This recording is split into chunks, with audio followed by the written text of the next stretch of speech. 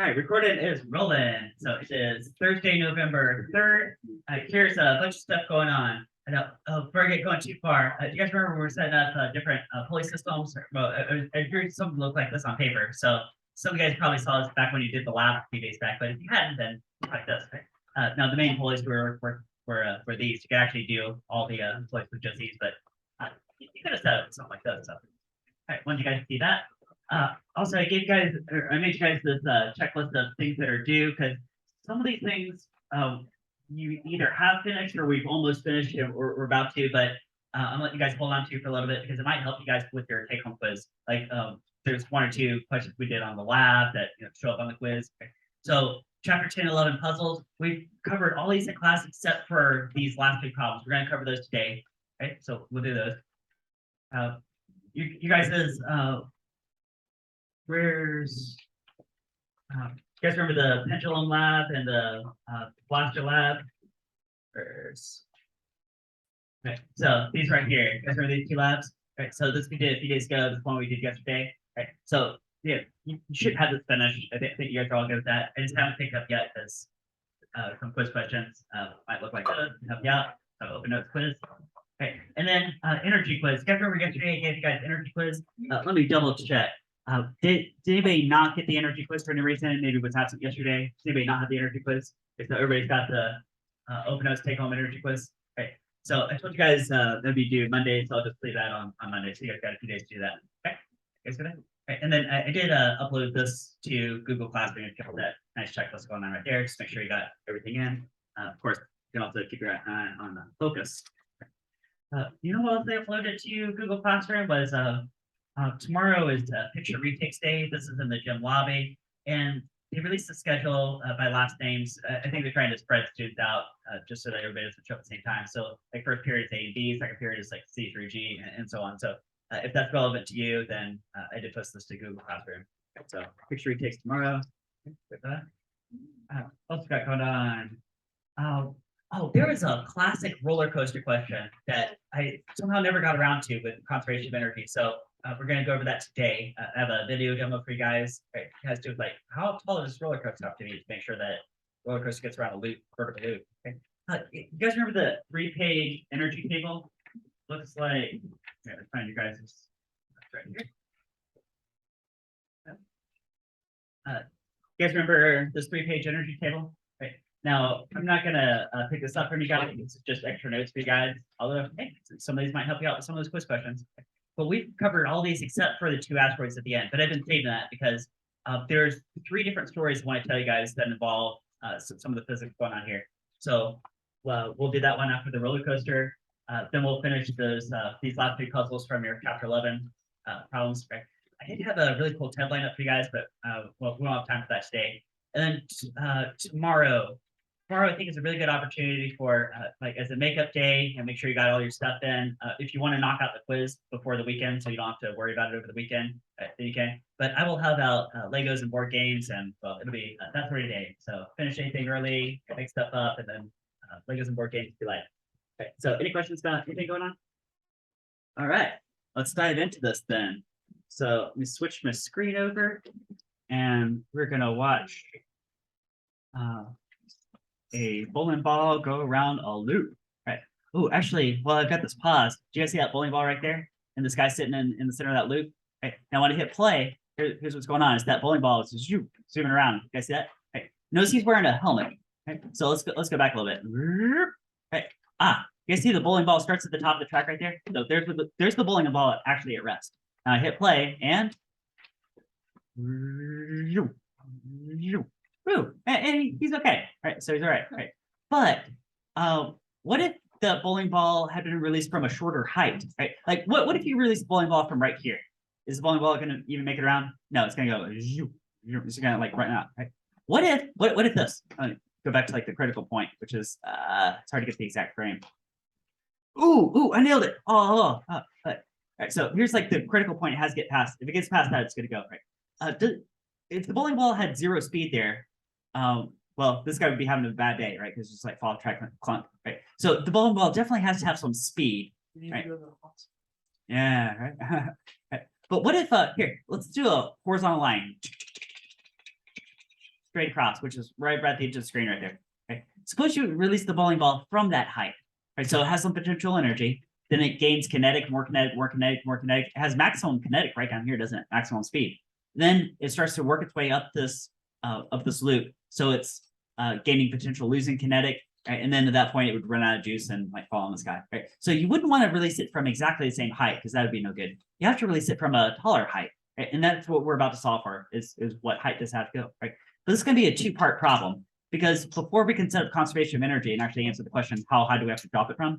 We first have to figure out, well, what does the speed have to be at this point, at this critical point, which is something that we've already answered a few weeks back. Because you know what this reminds me a lot of? Do you guys remember this cup with, I put some water in it and then rotate this in a vertical circle? They're saying for it to go around the top, right? If it was going too slowly around, the water would fall out or this tension stream would go slack and the water would fall out, right? So there must be some minimum speed to get around the top. Hey, that's kind of what we're talking about right now with the bowling ball and the roller coaster. Right, so let's solve this roller coaster problem. Right, so it's gonna be like part one, part two, where part one goes back to old material. It's gonna be a really good review of centripetal force type material. And part two is gonna be conservation of energy, which we're doing last week in this week. Okay, so there's your track. Okay, now I'm gonna make some simplifications. One simplification is I'm ignoring any kind of frictional losses. So any kind of work done by friction, we're ignoring. Okay? Maybe it's negligible. Okay? And another thing is I'm going to change out the bowling ball with a roller coaster shape. Okay? Because another simplification is there is some energy that goes into making the bowling ball rotate. It's called rotational kinetic energy, but we haven't quite got to that part in physics yet. So I'm going to ignore that part too. Okay? So a few simplifications. Okay? This loop has some radial size, call it R. R for the radial size. Pause this video here. Pause. All right, recording's resumed. All right, here we go. So I'm gonna call this height 0 down here. Remember, we're doing conservation of energy. If there's height changes, you have to find some height 0. Right. Our ultimate thing we're eventually gonna get to, I'm not gonna tackle it right away, but eventually is what is this? What is the minimum height to make all this happen? Shoot. But again, first, let's go back and tackle the question that we did back last section, which is how fast this is going. Okay? And to do that, let's do a review of free body diagrams. Right? So as this is going around, right? Remember staying on this curved path, this dashed line curved path, there's some centripetal force that would be causing that, right?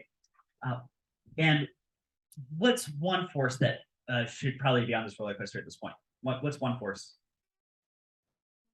Yeah, gravitational force, its own weight. Right, so that's going to pull straight down. So we'll label that mg. Right, its weight pull straight down. Okay. Now, if it gets around with sufficient speed, like is there also a normal force from the track pushing it down? Also, right? Right. So I'll go ahead and label that F sub n, normal force from the track pushing down. Notice they're both pushing down. Right. Right. Therefore, creating a centripetal force. Right. Because aggregate effect. Right? Now, the normal force might be less than, equal to, or greater than the weight. I just picked one of those. Right? But remember that what we're trying to answer is like some minimum height, which involves a minimum speed, which is like it just barely gets around. If it just barely gets around, what do you think that normal force approaches? Like goes to 0? Right? Pretty well goes to 0.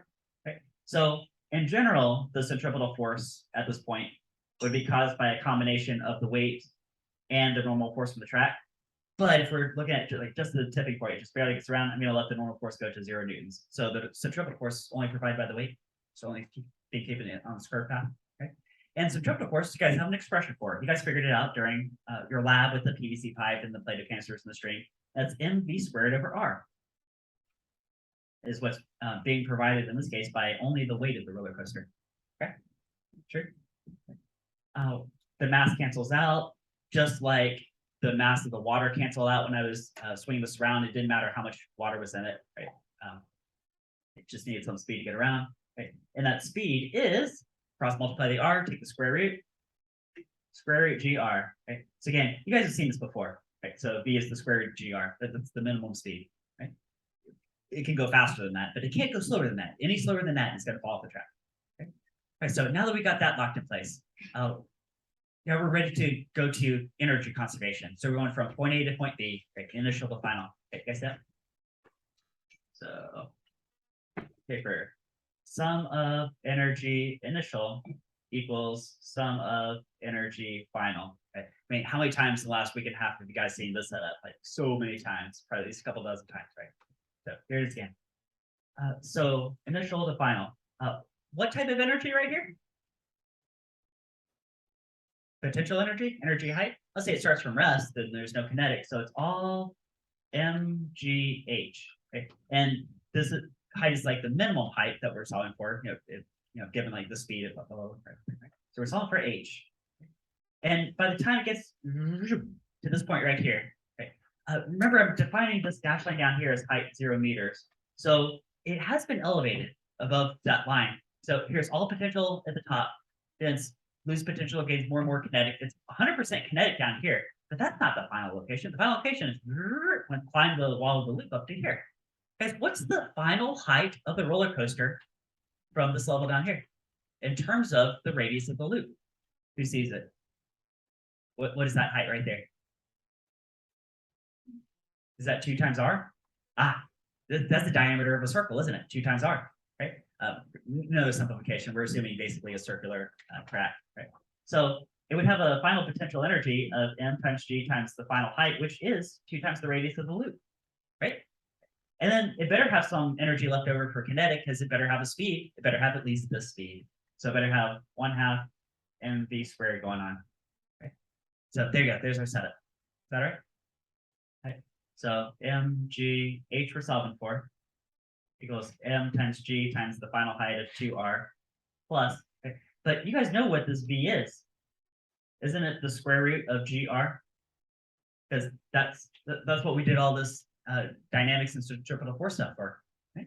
Square root gr. Hey, square root squared. Does that cancel out the square root and square?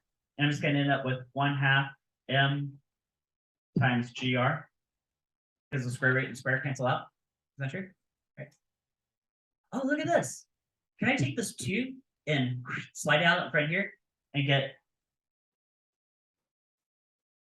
2 times mgr plus 1/2 mgr? Right? You guys see that? Wait a second. I have 2 of something plus another 1/2 of something. Is that like 2.5 times that thing? And just add those terms together. So mgh, and we're still solving for h, is now 2.5. I can write that as an improper fraction as 5/2. Okay. Okay. All right, and we're getting real close to the answer. So what cancels out on both sides? The m and the g. Okay. So not only does it not matter whether there are passengers in the coaster or not, the answer would be the same, but also it doesn't even matter what planet you're on necessarily. Now you do have to have gravity to make this work, but once you do have gravity, it doesn't matter how much. Okay? So whatever the answer to this question is, which we're really, really close to, you could take this exact same roller coaster, just transport, plop it right on the moon, plop it right on the surface of Mars, and just based on the geometry of the roller coaster, the answer is going to be the same. The answer is always the minimum height. Really, this is minimum height is 5/2 of the radius of the loop. That's it. That's always the answer. Right? Doesn't matter how strong the gravity field is. Doesn't matter the mass of the roller coaster. No, it's just 5/2 times the radius of the loop. Okay?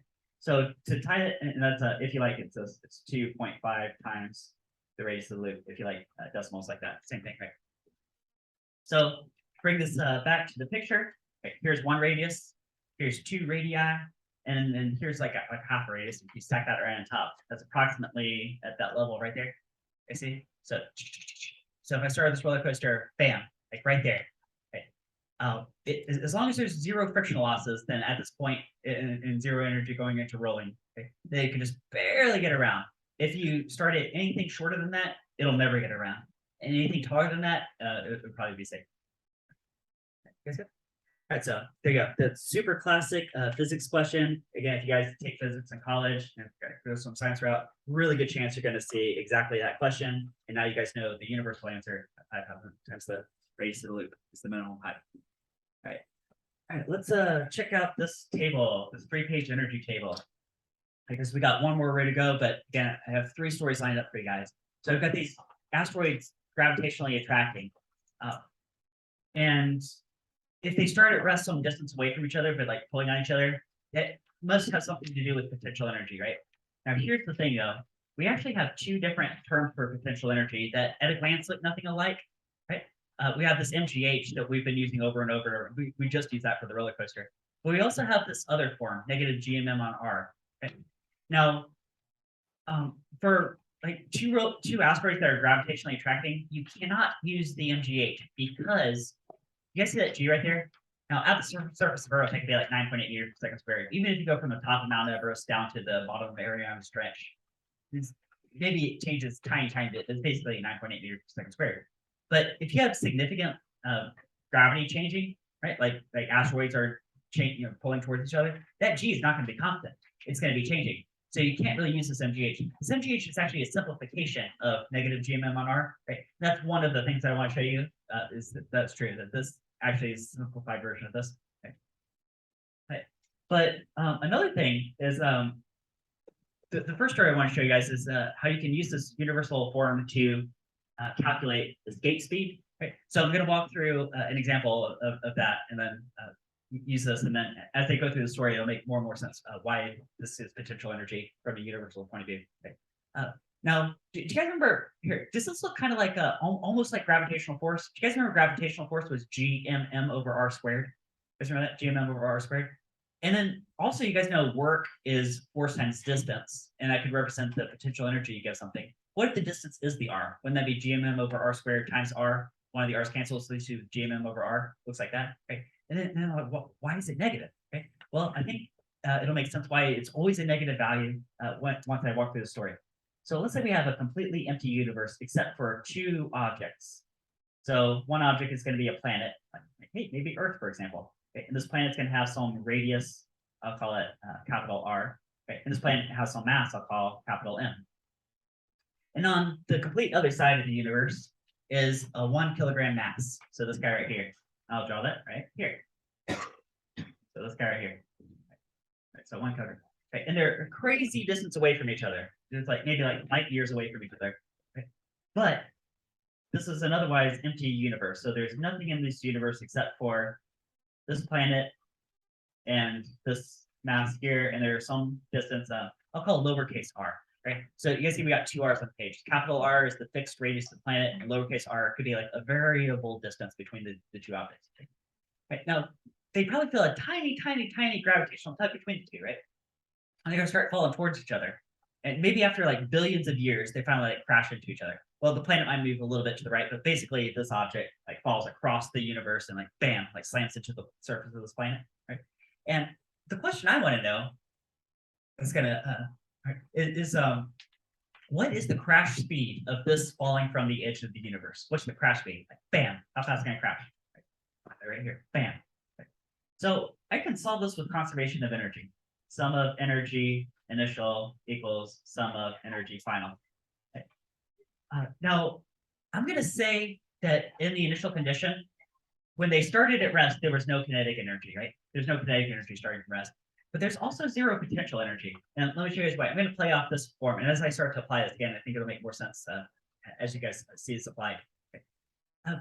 Because if you take the distance to like approximately infinity, or just a crazy big number, like what is 1 over infinity? Or what is 1 over a huge number? It's approximately equal to what?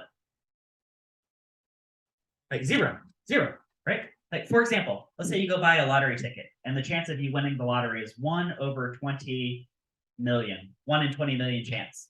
That means you basically have a 0 chance of winning, right? 0.0000, just like a string of zeros before you get it, right? So 1 over a huge number is approximately 0.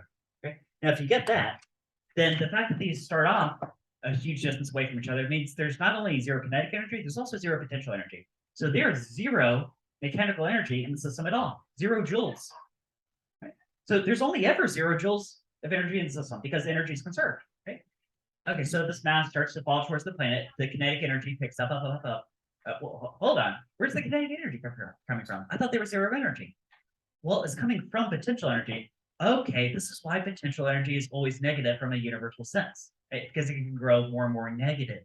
So I'm gonna get some 1/2 mv squared worth of kinetic energy plus a negative g m over r worth of potential energy. Okay? So for example, if this is moving at a speed so it has like 100 joules of kinetic energy, I would have negative 100 joules of potential energy. So it still all zeroes out. Okay, so now if you let this generic variable r be set to the capital R fixed radius of the planet, then you would be specifically solving for the moment that this crashes into the planet, right? Let's say you solve for the speed at that point.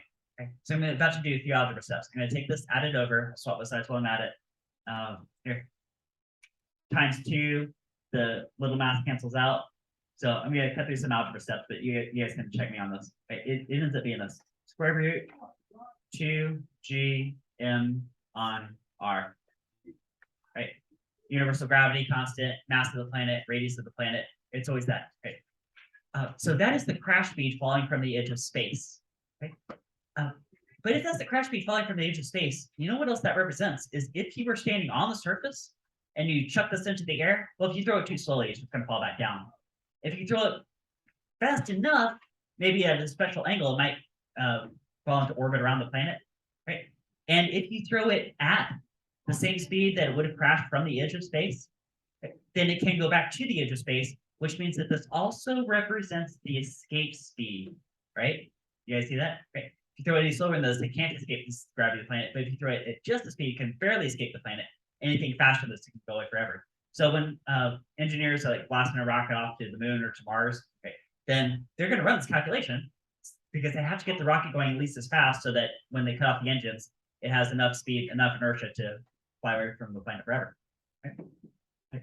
You guys notice that this looks a lot like orbital speed? Orbital speed was square root gm on r. If you slip a 2 under there, this is the same thing as square root of 2 times the orbital speed. Just always. So there you go. Now you have a formula for escape speed, which is conveniently always the square root of 2 times the orbital speed. Square root of 2 is about 1.41.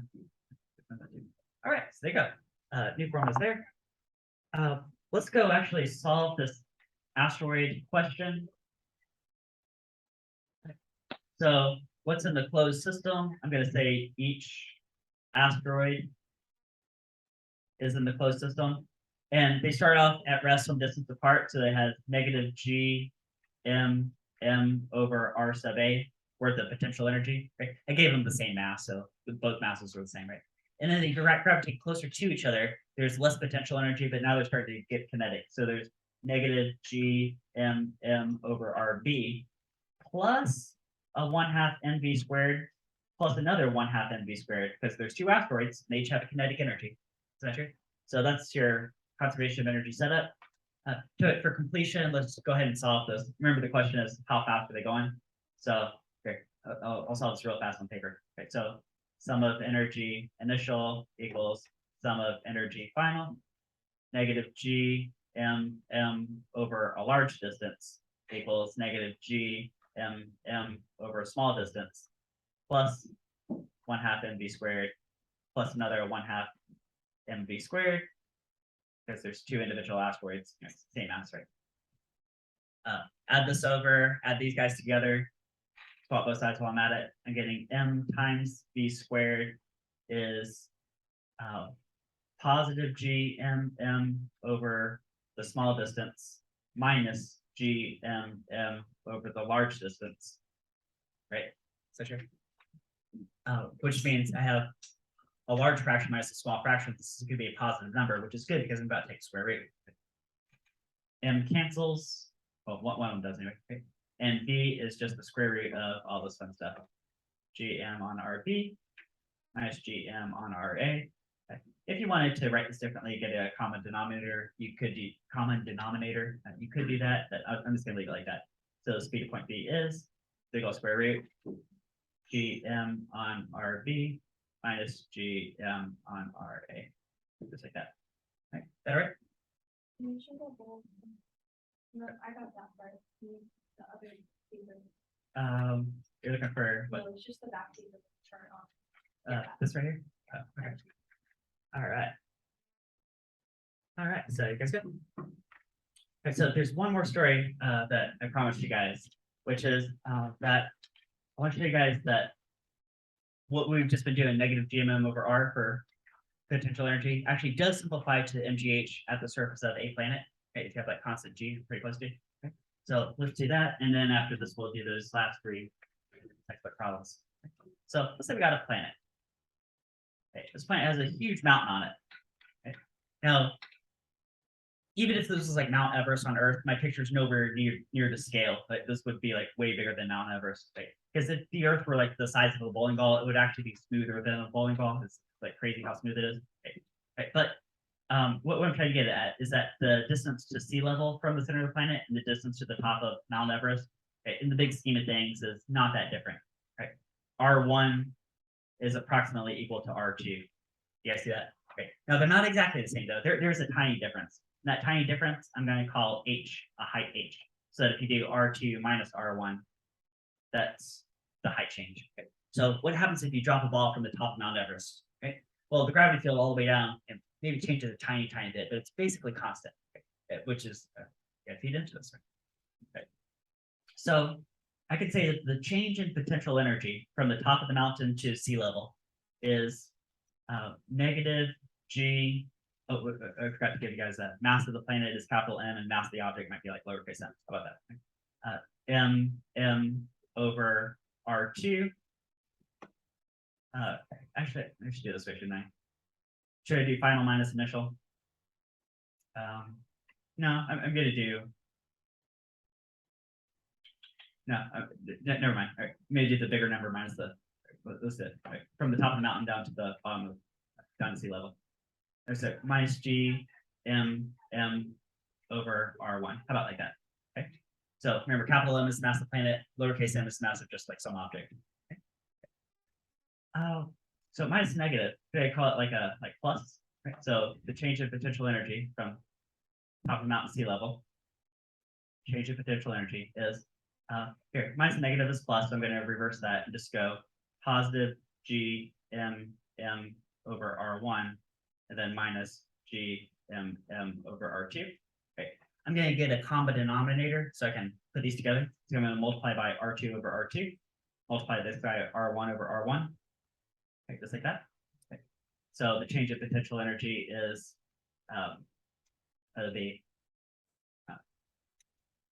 G M, and then this would be R2 minus R1. I could like factor that out all over R1, R2, like that. Now, the fact that R1, R2 are so similar to each other, again, that's the premise I'm headed towards. I'm just going to call that R, and I'm going to call this like R squared. Is that okay? Okay. So change in potential energy is, I'm going to do another thing. I'm going to take the mass of some generic object, and I'm going to pull that out in front. This will make sense why. So M, I got a gravity constant times the mass of the planet divided by R1, R2, I was call R squared. And what I have in this brackets here, the R2 minus R1, remember that's the height change. So this is going to be times height. Right, that's what this is. Right? Substitution. And look at that right there, GM1 R squared. Isn't that the gravity field of a planet? Going back a few weeks ago. So potential energy is M times G times H. There you go. So there's how negative GMM on R simplifies to MGH at the surface of a planet. Okay. And that's actually kind of where we started this whole chapter a week and a half ago. Okay. Guys good? All right. You guys ready for these last three textbook problems? All right. So number 61. A 15 kilogram cart is moving with velocity 7.5 meters per second across a level hallway. Okay. Paper. Yeah. Paper.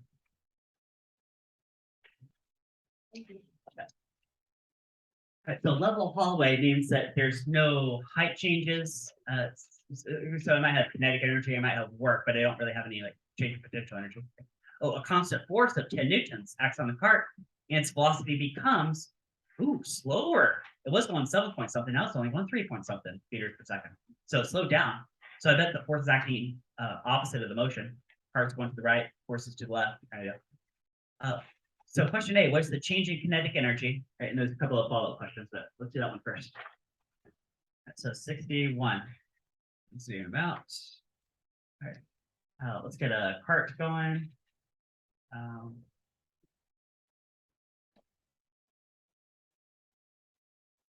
Cart wheels. And I'll say initial velocity was 7.5 meters per second, but final velocity is only 3.2 meters per second. They told you the mass of the cart was 15 kilograms, and there was a 10 Newton force acting on it. Okay. Now, this cart probably has a weight and a normal force that are canceling each other out because they did say a level hallway. Okay. So those are just a wash anyway, whatever. Right. This is doing work. Okay. But the fact that it's slowing down means the force must be pointed opposite of the direction of motion. So I'm going to say the applied force is 10 newtons to the left. Okay, so it's moving to the right, but 10 newtons to the left. It's like slowing down. Okay, is that right?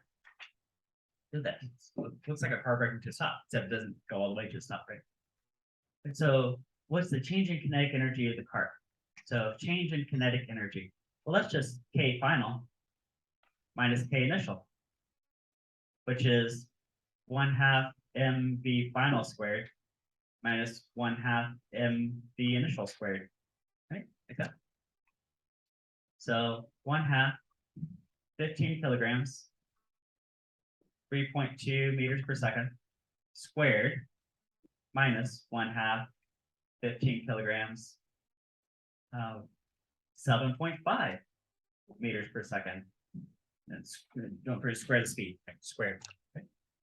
Okay. So say 1/2 times 15 times 3.2 squared. But all this is 76.8 joules. What is this other one? It started off with 422 joules. Okay, if you take the difference, do I want to write that? Yeah, let's do that. Okay, so I'll call this 76.8 joules minus 421.9 joules. That comes to 6.8 minus 421.9. Okay. Negative 345.1 joules. The number's rounded a little bit, but I mean, it's 4 digits, so it's probably funny, right? Okay. That's the change in kinetic energy. Okay. You guys get that? Okay. K final minus K initial. Okay. Question B says how much work was done on the cart. Hey, wouldn't the work done all translate into the change in kinetic energy? Because it didn't go up any hills and I don't see any springs. So yeah, so this is a work energy theorem. The answer to A is also the answer to B. Okay? So change in kinetic energy is also the work done. So A and B are same question, same math. Change in kinetic energy is the work done on the cart. They're both negative 345 joules. Okay. Boom, boom. Which is an interesting framework to help you answer this last question. How far did the cart move while the force was acting on it? How far? Okay. Because isn't work also equal to force times distance? And we know how much work, and we know the force. And the question is the distance. Hey, we know 2 of those 3 things. You guys see that? Okay. So I can say part C, work is force times distance. The question is, what's the distance? But then we know the work and the force. The work is negative 345.1 joules. The force is, I'm going to say negative 10 newtons. Okay, so the distance can be positive. Right, like positive distance, negative force, and negative work. Right. Divide down 10 newtons. Okay, so the distance has to be positive 34.5 meters. Set about 34.5 meters. There you go. That's how far the cart went. Oh yeah. What was the answer for A? Okay. A and B are the same thing. Okay. Right. Changing kinetic energy and the work done. Okay. And we got that by doing the difference in 1/2 mv squared from beginning to end. Okay. That's okay. Right, you guys okay? That was part C, and that was part- Yeah, so part C, okay, so now that we got the work, and you know the force, you know the force and the work. You guys know work is force times distance. So you can plug in, changing kinetic energy was how we got the work. The force was given as 10 newtons. Now you did have to figure out that, okay, well, it had to be negative. Okay, you got to figure out because it was slowing down. Okay. So the cart did move forward about 34.5 meters. Okay. And you know what? Since in physics there are lots of ways to solve things, I want to go back and do a check from a combination of kinematic motion and also dynamics to get this answer from a completely different point of view. Okay. You can't do that with all energy problems, but you can with a lot of them, including this one. How far did the cart move? Guys, could I say that final velocity squared equals initial velocity squared plus 2ax? Isn't that this guy right here from a long time ago? Right? Is that true? And then we know all these. Let's suppose we're solving this problem from scratch. We're solving for the distance that the cart went, because they told us initial and final velocity, didn't they? Okay. Now they didn't exactly tell us acceleration, but Newton's second law of motion says acceleration is force on mass, and they told us the force on the mass. So couldn't I say final velocity squared equals initial velocity squared plus 2 times force on mass times the distance moved? Like, that's an F for force. Can I just do that? Okay, let's try this out. So again, we know what the answer is. I'm just checking to make sure that physics works. Okay, 3.2 meters per second is what it ended up at. Square that. 7.5 meters per second is what it started at. Square that. Plus 2 times, there was a negative 10 Newton force acting on a 15 kilogram cart for some distance. Now, again, you guys know what the distance is. It has to be 34.5 meters, but let's see. Okay. So there's 3.2 squared minus 7.5 squared. Subtract that over. Okay. It's negative 46 point something. Okay, we gotta divide down 2, divide down negative 10, and multiply in 15 kilograms. And I'm getting x is equal to, moment of truth, 34.51 meters. It's the same thing. So there you go. We just did 2 different paths through the forest. So what you're looking at right now is a combination of kinematics and dynamics. And the first way I showed you was conservation of energy. They both lead to the same answer. Okay. There we go. Okay. Number 81. Hakeem throws a 10-gram ball straight down from a height of 2 meters. The ball strikes the floor with the speed of 7.5 meters per second. What was the initial speed of the ball? Like how fast do you throw it down? I think this is another one that, again, you could go back to kinematic motion to solve it, or you could use conservation of energy. So let's get a picture and then I'll see where we are on time. Okay. So Hakeem is chucking this ball straight down at some initial speed that we don't know. That's the question. It's like how fast you throw that ball down. So that after the ball, did it say the mass of the ball? They said 10 grams, right? So wouldn't that be 10 divided by 1,000 kilograms? Okay. It's good practice to put everything in base SI units. Okay. Okay. So after this ball goes down 2 meters, it's going to be going even faster. It's like picking up speed.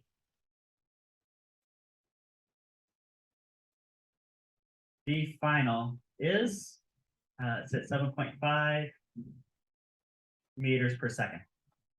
Okay. So how fast do you throw that ball? Okay. So I'm going to go sum of energy initial equals sum of energy final. Okay. Now the initial energy, I'm thinking of 2 types of energy, because it has a height, so it has potential energy, but also has a kinetic energy because you chucked it down.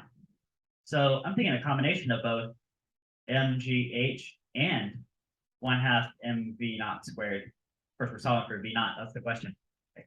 And by the time it's get down here, like ground level, like 2 meters down, cause height 0 down here, it's all kinetic energy, but it's a huge kinetic energy because it's a huge speed. 1/2 mv final squared. Okay. Isn't that setup right there? Okay. Now, do you see that the mass is going to cancel out anyway, right? But maybe just for completion, I'll go ahead and throw it in here. So 10 over 1,000 kilograms, 10 meters per second squared. Pop these numbers in, right, for gravity. Height 2 meters. Plus 1/2 10/1000 kilograms again. Times the initial squared, which we don't know what that is. 1/2 10/1000 kilograms times 7.5 meters per second, and that speed is being squared.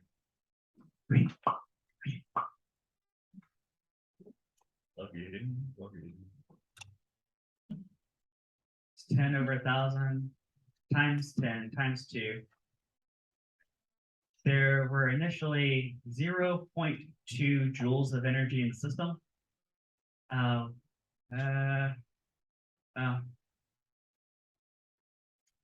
Five is 5/1000.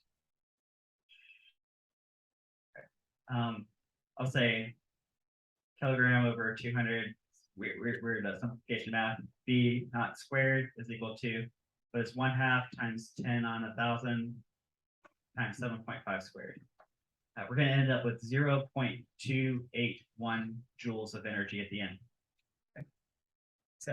Okay, so just some algebra. I guess I'm going to take 0.2 joules and subtract it over here. We had 0.28 minus 0.2. Is that like 0.08? Right. So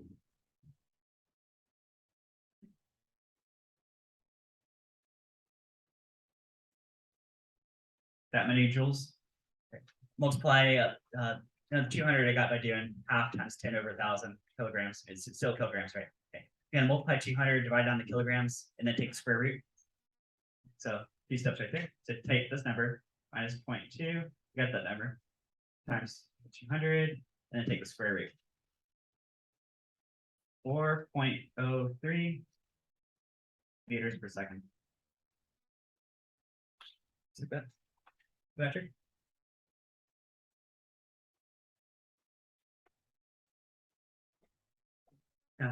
Okay, so I do want to do a kinematic check, but I'm just going to do this on calculator just because got just enough time.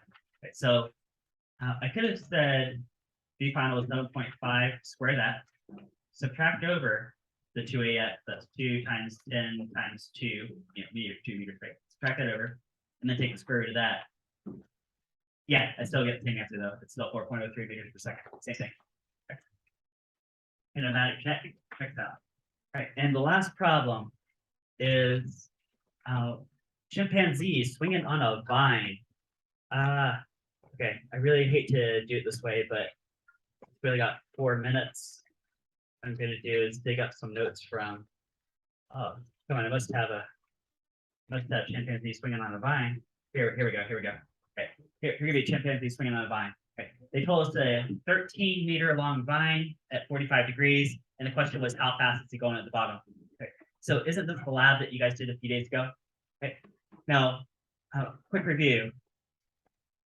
The height change is the difference between the length and this leg of this right triangle. This leg of this right triangle is L times cosine theta. So you can get the height change by doing L times 1 minus cosine theta. Right. Okay, so L minus L cosine theta. Factor up the L, looks like that. Okay. Now, with the numbers they gave us 13 meters at 45 degrees. If you do 13 meters times cosine of 45 degrees, you get 9.19 meters. And if you take the full 13 meters and subtract 9.19 meters, you get 3.81 meters. Okay, you get that? Okay. Right, so now we have the height change. Now that's not the answer to the question, but that's a good starting point. Okay. So now we're going to do conservation of energy. So sum of energy initial equals sum of energy final. Okay. We're starting off with all mgh, and we're ending up with all 1/2 mv squared. And the question is, what's the speed at the bottom? You see the mass of the chimpanzee is going to cancel, which is good news because they didn't even tell us the mass. Okay. But you guys see what the v is going to be? Square root 2gh, okay, which you guys seen so many times, including in your lab back a few days ago. Okay. Now you could replace this h with L times 1 minus cosine theta, but I'm not even going to worry about that because we already have a number. Let's just plug in the numbers. 2 times 10 meters per second squared has a height change of 3.81 meters. Okay, guess that. Now let's see what this comes out to. Square root 2 by 10 by 3.81. Okay. And that is 8.73 meters per second. Okay.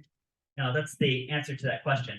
Okay, but I want to take this one more way, which is what if instead of starting from rest, like your guys' lab, you just released the wait from what rest when you guys did, what if the chimpanzee pushed off at some speed? What if the chimp push off at like 20 meters per second?